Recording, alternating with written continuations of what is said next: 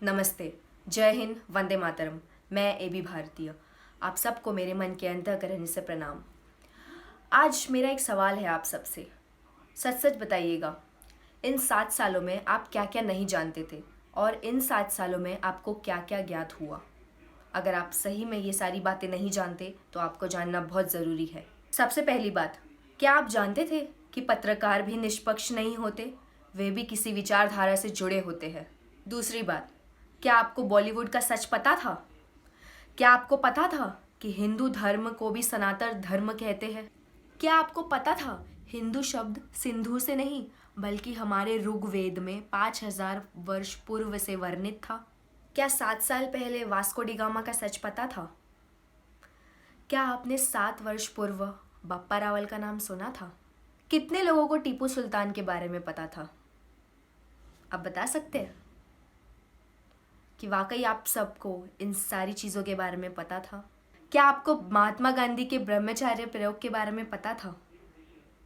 कितने लोगों को 370 अनुच्छेद के बारे में पता था? क्या पता था कश्मीर में दलितों को आरक्षण नहीं मिलता? क्या जेएनयू की सच्चाई पता थी? आज भी किसी बच्चे से पूछो कि हमारे देश का पहला प्रधानमंत्री कौन था तो वो बोलता है कि जवाहरलाल नेहरू। लेकिन क्या आपको पता है कि हमारे देश के पहले प्रधानमंत्री सुभाष चंद्र बोस जी थे? नहीं ना।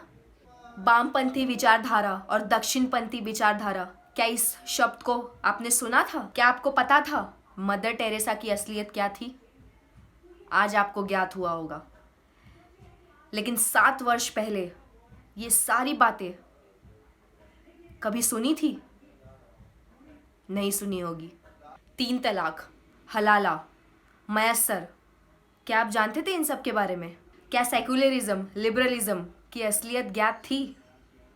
आज भी बहुत लोग नहीं जानते होंगे कि हिंदू लॉ और मुस्लिम लॉ दोनों अलग है।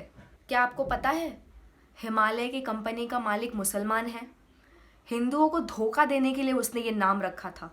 आईएमए कोई संवैधानिक आयोग या सरकारी विभाग नहीं बल्कि एक स्वैच्छिक संस्थान मात्र है।